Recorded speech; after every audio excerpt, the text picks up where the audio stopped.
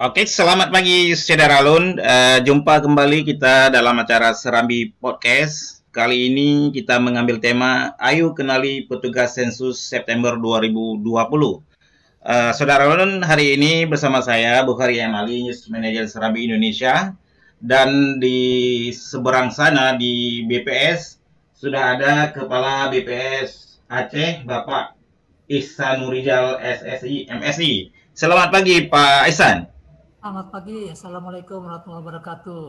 Waalaikumsalam, Pak Ihsan. Ya, Pak Ihsan, kita ketahui bahwa sensus ini mungkin ini kali yang kedua dilakukan karena pada 15 April sampai 29 Mei yang lalu juga sudah dilakukan dengan secara online, Pak ya. Betul.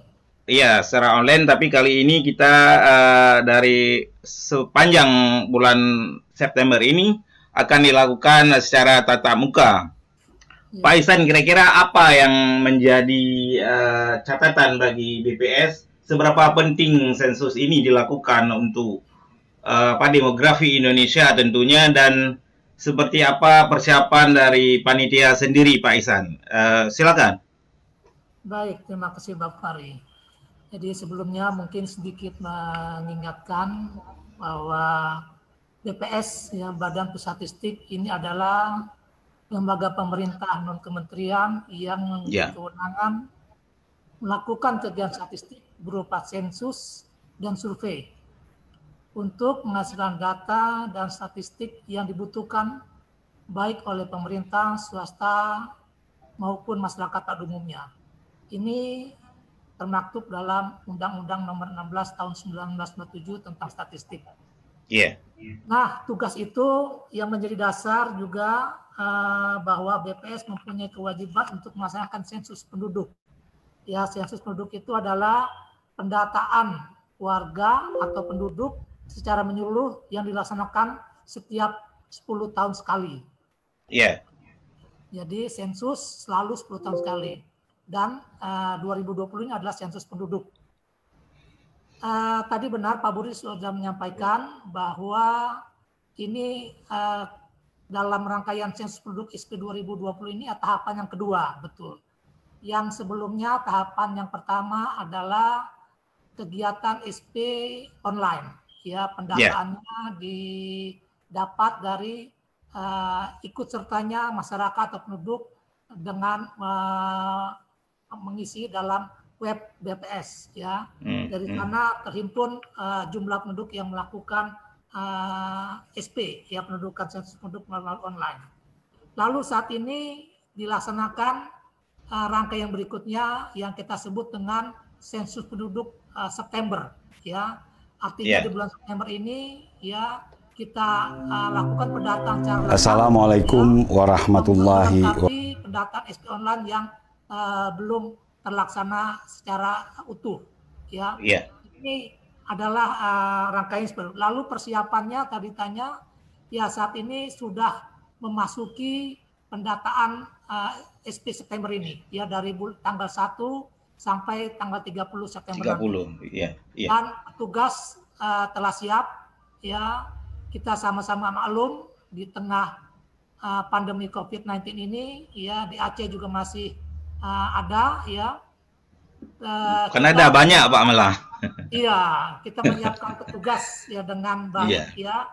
Artinya masyarakat atau penduduk tidak usah khawatir karena petugas dilengkapi dengan APD, ya, alat pelindung diri, ya, baik masker, face shield, ya, sarung tangan, adanya hand sanitizer, dan pastinya petugas sensus sudah dilakukan rapid test dulu, ya. Oh, iya.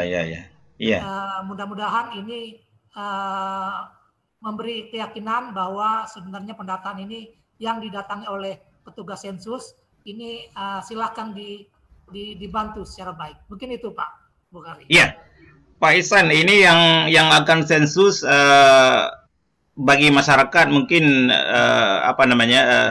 kita harapkan bisa terlibat secara lebih dalam, Pak ya. Ada ikut membantu petugas sensus.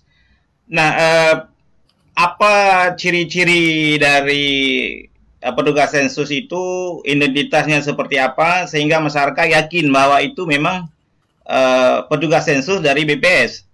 Karena kita tahu bahwa bukan tidak mungkin ada juga yang orang lain yang akan memanfaatkan situasi yang seperti ini, Pak Ihsan.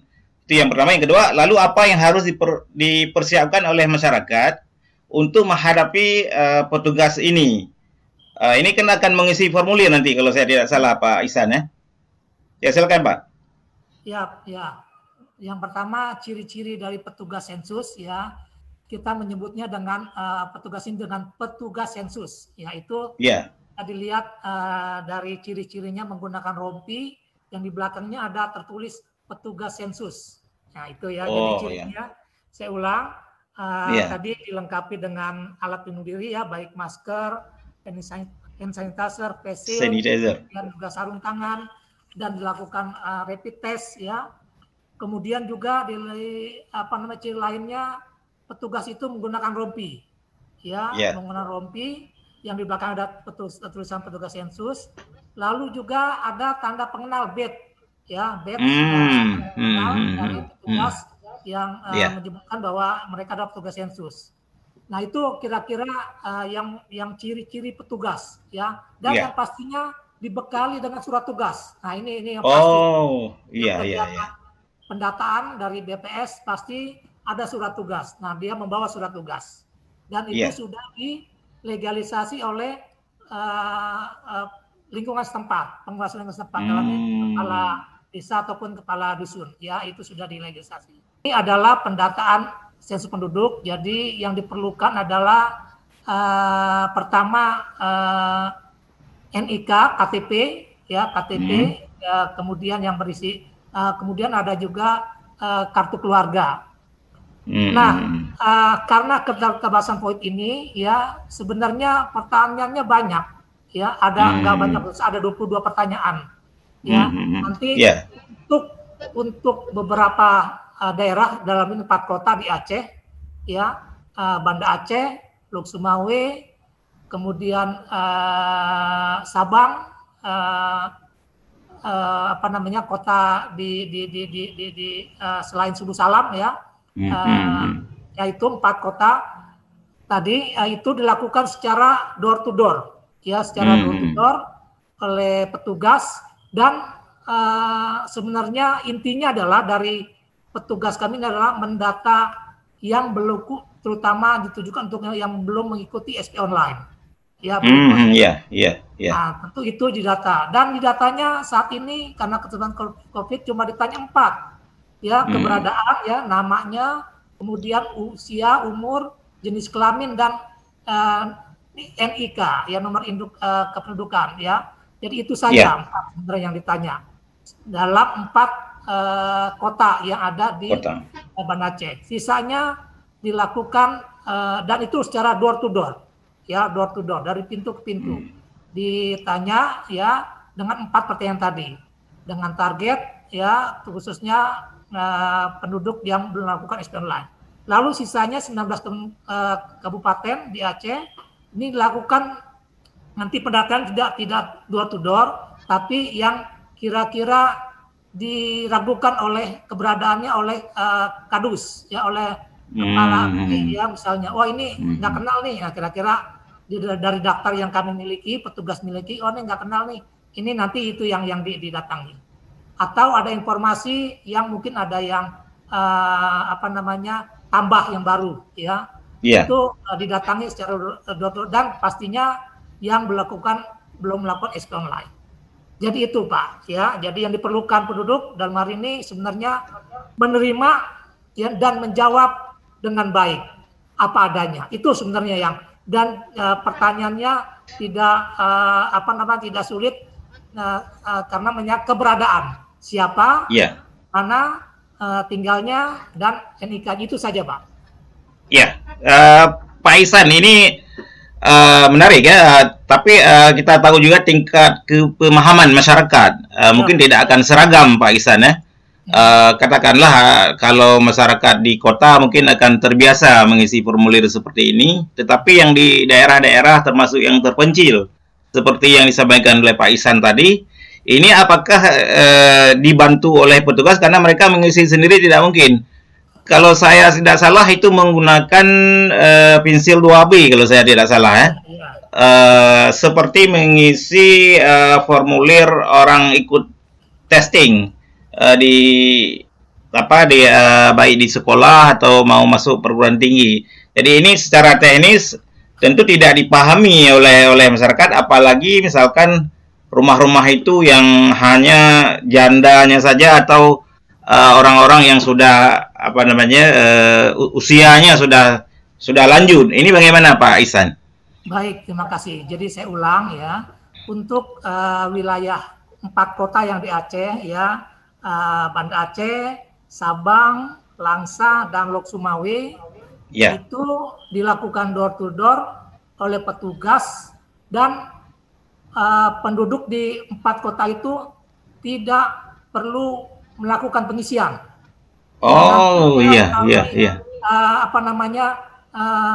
Perangkatnya petugas sensus ya. Jadi yang ditanya oleh petugas nanti cuma dicek keberadaannya, anggotanya siapa aja, kemudian jenis kelamin, umur, dan nik, itu saja. Dan tidak ada yang dilakukan atau pengisian kuesioner begitu ya untuk di 4 kota. Sisanya betul Pak Bukhari ya, sisanya 19 kabupaten di Aceh ini itu diserahkan kuesioner ya, daftar pertanyaan, kemudian nanti masyarakat diminta untuk mengisi sendiri. Ya benar, ini sendiri dengan menggunakan pensil ya. Memang kenapa ini dilakukan demikian ya, masyarakat mengisi sendiri, karena itu tadi kita menjaga interaksi yang terlalu jauh, wawancara sehingga kita tahulah dalam situasi pandemi COVID ini. Iya Pak. Terima kasih. Jangan sampai ini gara-gara sensus ya, mohon maaf, jadi malah media untuk berjangkitnya penularan ini. Ya kita hindari. Itu Pak. Iya. Tadi 4 daerah itu yang didatangi Pak. Kebijakan pemisahan ini kira-kira apa alasan pemerintah? Dalam hal ini tentu Badan Pusat Statistik sehingga berbeda dengan kabupaten kota lainnya yang ada di Aceh, Pak Ihsan. Iya, betul. Jadi kenapa dibedakan? Ya, pertama ini kaitannya dengan sarana prasarana yang tersedia. Ya, ini kelanjutan dari SP Online kemarin. Ya. Di 4 kota ini, yang umumnya kota seluruh Indonesia, ini dilakukan awalnya rancangannya itu adalah memang menggunakan KEPI, yang menggunakan gadget, ya. Itu rancangan awal Pak, itu melakukan KEPI. Sementara yang lainnya, yang kota, yang kabupaten menggunakan paper tadi ya, yang saya bilang kuesioner. Jadi itu wilayah-wilayah yang sudah tadinya kita persiapkan ya dengan menggunakan KEPI ya. Tapi karena lagi keterbatasan itu dan kita batasi cuma 4 saja yang penting ya, tadi keberadaan dengan nama, kemudian umur, jenis kelamin, dan nik ya. Jadi tidak menggunakan KEPI, tapi cukup di petugasnya ini akan mencatat langsung. Nah ini adalah untuk kota-kota tadi yang latar belakangnya kenapa. Tadinya kalau ditanya lebih jauh kenapa ini kita petakan demikian kota-kota ini, karena awalnya itu ditanyakan ke kota masing-masing bahwa jaringan untuk sinyal dan segalanya itu dianggap relatif baik ya, baik untuk 4 kota itu. Itu yang menjadi latar belakang kota-kota, dia bukan hanya di 4 kota di Indonesia, tapi ini termasuk ada 200-an kota di seluruh Indonesia yang melakukan seperti itu. Begitu Pak. Iya, mungkin ini agak lebih dalam sedikit Pak Ihsan ya. Ini kan tingkat kejujuran masyarakat Pak Ihsan dalam memberikan informasi kepada petugas. Karena ini kan sensus umum kalau saya tidak salah Pak ya. Jadi tidak hanya sensus ekonomi. Jadi sensus umum ini akan melihat secara lebih luas bagaimana apa namanya posisi rakyat Indonesia Pak, secara demografinya. Eh, itu kalau ada kebiasaan masyarakat yang menyembunyikan informasi. Misalkan dia punya harta A, B dan C, tapi dia tidak dia sampaikan, takut kena pajak itu Pak. Nah, karena ada karakternya yang seperti ini, bagaimana kita bisa yakin tingkat akurasi dari apa namanya sensus yang dilakukan ini Pak Ihsan, ketika masyarakat, apalagi ini ada kebiasaan, maaf mungkin di lingkungan masyarakat Aceh itu, kalau orang belum dikenal dia ada perasaan yang tidak memberi informasi secara utuh begitu, Pak Ihsan. Oke, jadi terima kasih nih diingatkan ya. Jadi saya perlu sedikit menyampaikan, tadi Pak Bukhari menyebut hanya macam-macam gitu. Saya sedikit aja bahwa sensus dilakukan oleh BPS atau di Indonesia ini ada 3. Pertama sensus penduduk yang sekarang ini ya penduduk, kemudian sensus ekonomi tahun yang berakhiran 6, kemudian sensus pertanian berakhiran 3. Ya, jadi kita clear nih di tahun ini cuma sensus penduduk, artinya targetnya adalah mendata, menanya tentang penduduk, karakteristik penduduk, ya. Tidak ada terkait dengan pajak apa segala, enggak. Yang saya bilang simpel tadi, saking simpelnya nih. Menyesuaikan, cuma nanya nama, di mana tinggalnya, kemudian jenis kelamin, itu saja Pak. 4 pekerjaan Pak. Saja. Pekerjaan masuk ya. Ini saya lagi-lagi karena pandemi COVID ini. Tahun depan insya Allah sudah berkurang ya pandemi COVID ini, artinya sudah bisa lebih baik lagi. Kita akan mengadakan lanjutan dari sensus penduduk ini yang lebih rinci ya, mengenai karakteristik demografi penduduk, tentang kelahiran kita tanya, tentang kematiannya, tentang perpindahannya, migrasinya, terkait dengan kegiatan dari kependudukan demografi. Itu tahun depan nanti kita lebih rinci lagi. Ya, ada 80 pertanyaan. Ya. Dan tahun ini kembali simple Pak, cuma itu aja Pak. Jadi masyarakat nggak usah khawatir ya untuk merespon ya, karena ditanya cuma itu aja Pak. Pasti nggak nanya ke yang lain, saya pastikan ini. Karena target, karena adanya pandemi COVID ini, tujuan dari SP ini dipersingkat lagi, dipermudah lagi, yaitu mendapatkan jumlah penduduk ya, khususnya kita bicara Aceh, di Aceh begitu kan. Lalu kita bisa melihat komposisi menurut umur ya, menurut jenis kelamin ya. Lalu yang pastinya yang sekali ini dipastikan diketahuinya penduduk yang de facto dan de jure, yaitu dari mana, dari informasi NIK tadi ya, yang kita tanyakan, sehingga diketahui mana nih. Misalnya saya sebenarnya KTP-nya Jakarta Pak, saya sekarang pindah saya tinggal di Setui ya, di kecamatan desa Setui. Jadi saya tercatat secara de facto di Banda Aceh lah begitu.